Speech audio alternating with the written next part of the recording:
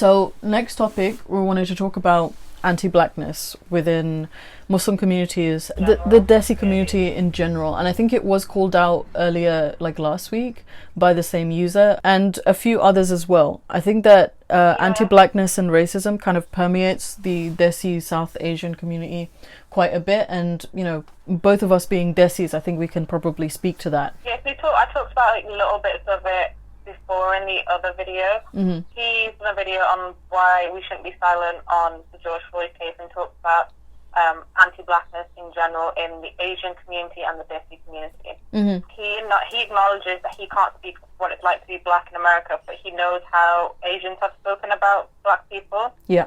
And he makes the point that we love to see black excellence, and this is not exclusive to the Desi community, but Americans in general, you can see. Mm-hmm. You love to see Jay-Z, you love to see Beyonce, Michael Jordan, etc. succeed. Mm-hmm. You love Black America on screen, but when it comes into your household, then it becomes questionable. So, like, Yeah. if your daughter wanted to marry a black man, etc. Other way, Gala is used meaning black, but not in a good way. And then Yeah, it also means like dirty. Like in our community, when you say like halamanush, like black people, you mean it in a very derogatory way. And it's not just black people, it's dark-skinned people that and it's dark-skinned South Asians. Yeah. So it can be like darker-skinned Pakistanis, darker-skinned Bangladeshis, Indians, whatever. Yeah. Fair skin has always been favoured in our community, and I know of, because I'm a lighter-skinned Pakistani, I've never experienced it, but I've heard like other people being referred to like slightly, not even slightly more tanned or more brown Pakistanis be referred to. These are kids like, oh, her skin, she's so golly right now, her skin is so dark, and that's just her actual skin colour. That's the skin colour she was born with. That's what Pakistanis look like. There is a diversity in our skin colours. Mm-hmm. And it's referred to in a negative way. So I have two stories. So I have an uncle who's quite dark-skinned, and growing up, everyone used to call him Kala Sasa, or like Sasa is like synonymous with Chachu, you know.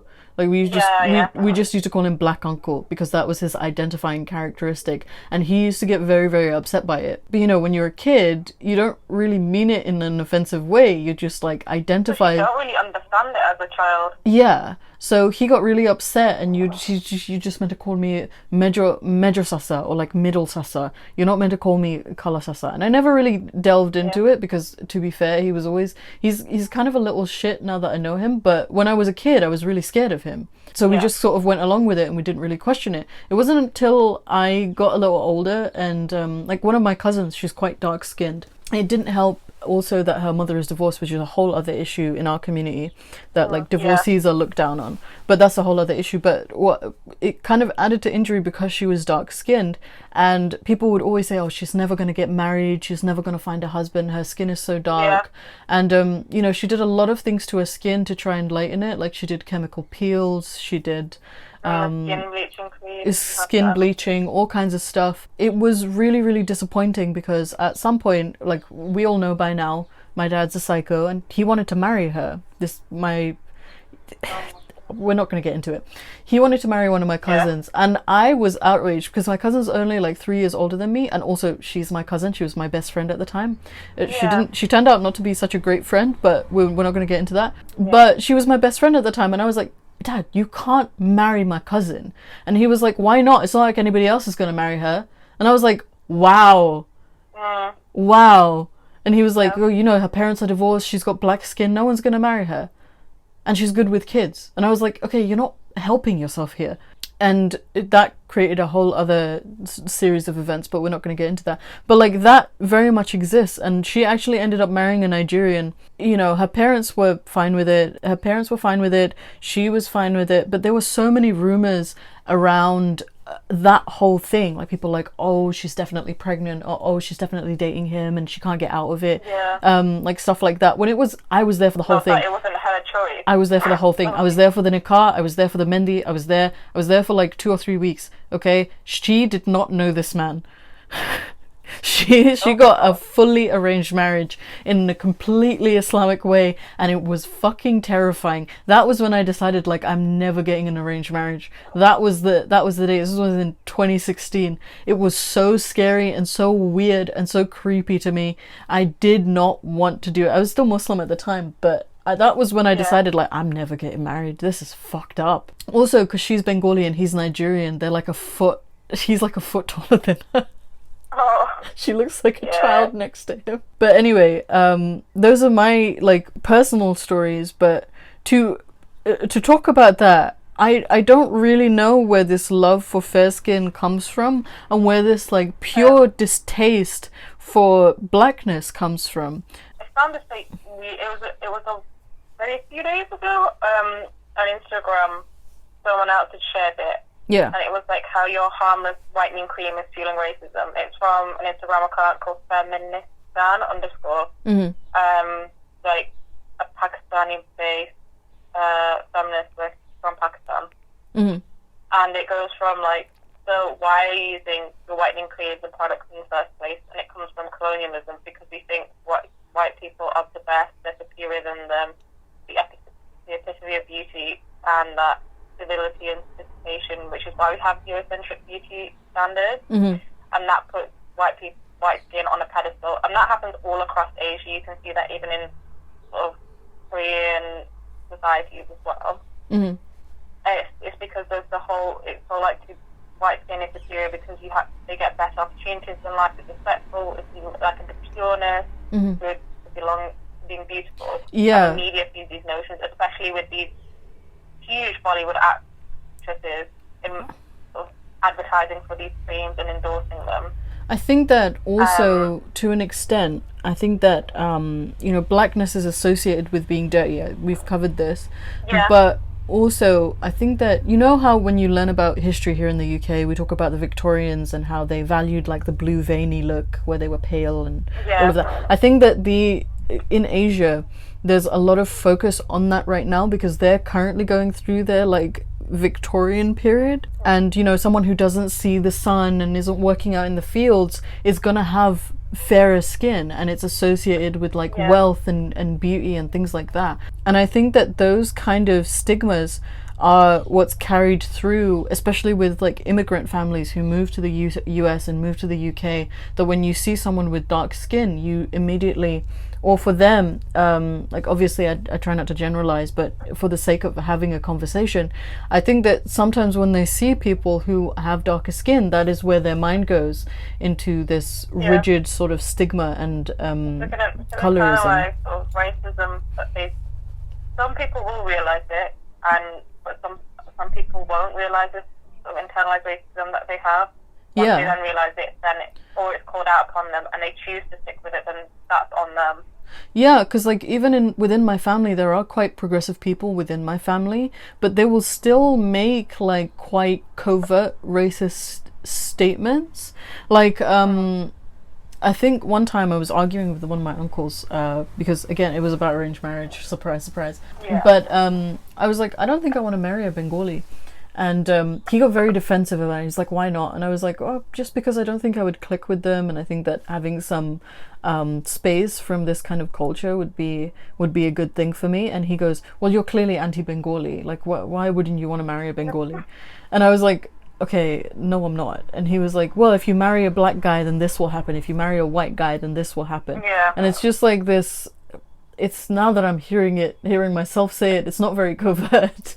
But, like, he would never act like that with people at his workplace, Yeah. Like, it's just a prejudice that is internalized and then is projected kind of in, like, a vicious cycle to family members and children, because he would say the same things to his kids. And, one of the things that really, really surprised me is that one of my cousins a long time ago, she said something like, oh, my dad is really, really scared of me being influenced by the people I hang around with.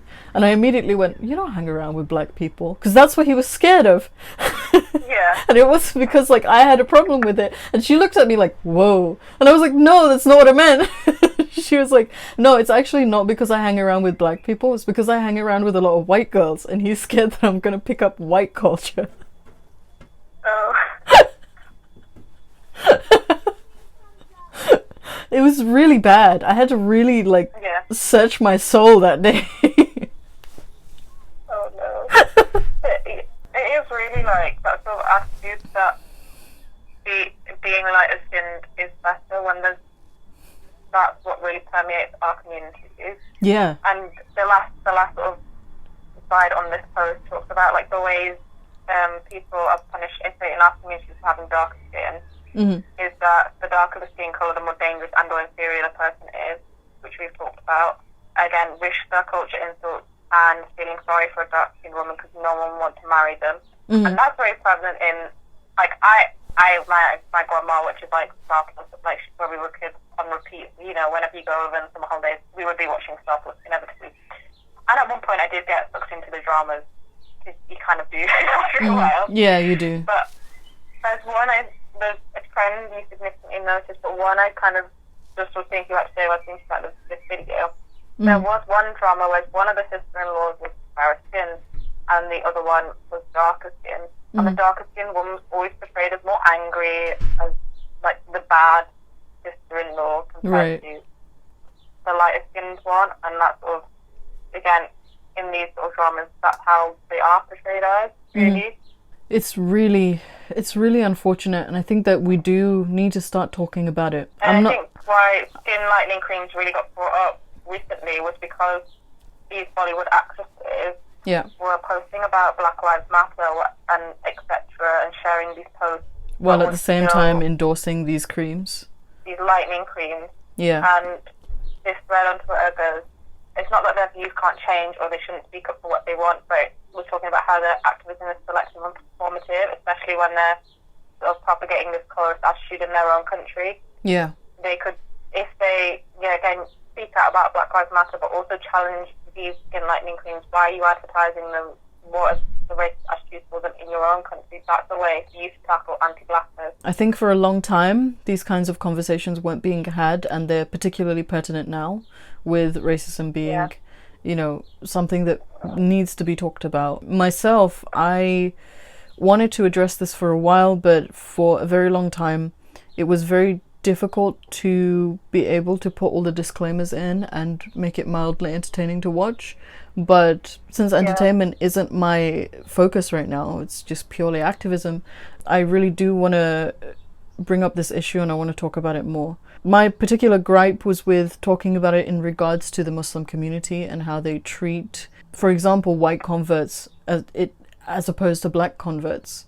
You know, when someone's white and they are given a platform, it's almost hailed as if, you know, it's a miracle. Yeah. Do you know what I'm saying? Like, I saw a bunch of posts last year about some Hajj company, and all of the people who had converted to go to Hajj were blue-eyed, blonde-haired white people. Like, I mean, if Islam is the fastest growing religion, surely they're getting some black folk in there, no? Yeah. And it's just this sort of preference. Even when, like, I would be talking to different people about conversion when I was a Muslim, there always seemed to be this desire for white women to convert to Islam. And also, I think that when a black person converts to Islam, it's almost treated like, oh yeah, you're where you're meant to be, sort of thing. Like, of course you converted to Islam. And it's just disappointing to see this preferential treatment to converts. Like, I never thought that I'd be sitting here talking about this, but black converts matter, you know? Yeah. What is this preferential treatment you're giving to just white people converting? Surely you should be treating everybody the same. And this is another thing that I wanted to address, is that this clear sort of disrespect for black ex-Muslims in the face of this movement. Yeah, I mean, a prominent black ex-Muslim is, I mean, she doesn't just focus on being ex-Muslim, it's more about feminism. And racism travel as well, and travel. Yeah, but she called it out. Yes, she did. And I deeply appreciate that. And I really want to interview her, but she hasn't got back to me on what her time schedule is like.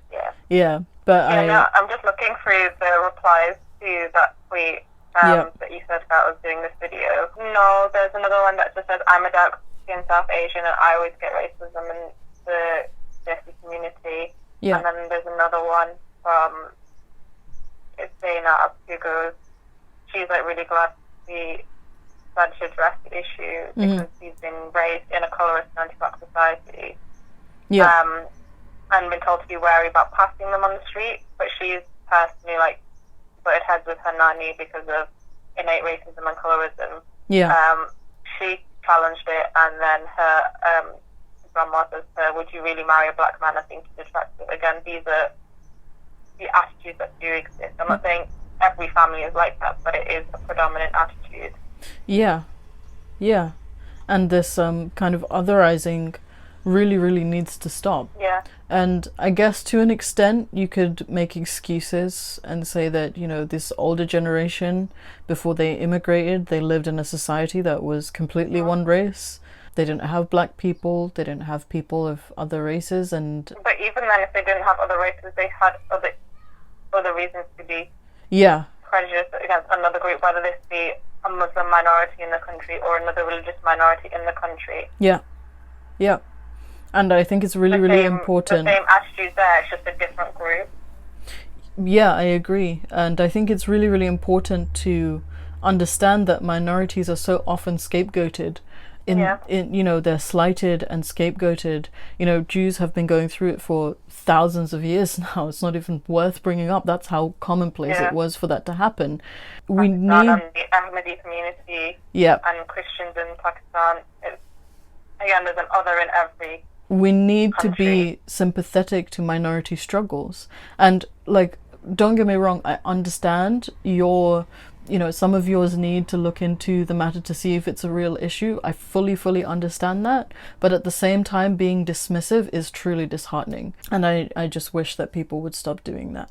But anyway, this would probably be the current end of our 3-part series, I'm thinking. And, you know, if anything else comes up, we will be talking about it. I do want to focus on the movement for now and sort of related topics. And, you know, if you have anything to add to the conversation, please feel free to comment, like, share, subscribe, all of that good stuff. And Saf, do you have any outgoing comments? The only sort of thing that I thought that we didn't really talk about was this, like, it was like a South Korea, and maybe would put this in context, so I guess Sorry? To like Muslims, I guess it'll put it in why we should talk about Black Lives Matter and why we should lend our sort of support to other activist causes. To me it's quite obvious, but feel free to elaborate if you want to. But this just puts it there. I think Mariam Namazi tweeted it out, and it was very simple. It goes, a word on privilege for some ex-Muslims. You understand what privilege means in an ex-Muslim context. The privilege of the religious, the fact that the default of society is religious. The same goes with other issues, including racism, where whiteness is the default, and what that means. And that was the simplest way I saw it. But yeah, it should be simple, but unfortunately... Again, there are nuances and stuff, but if you want to take it in the simplest form, that is it. That is it. Just understand that there are privileges here, and you can't just be dismissive about the issue. It's you know, it's really disgraceful that people who call themselves humanists, a little childishly, I might add, in some instances, will not fight for this human rights issue because they have some other kind of hang-up. But anyway, thank you, Saf, for joining me in these conversations. I hope you've had a good time. And we'll close out the video.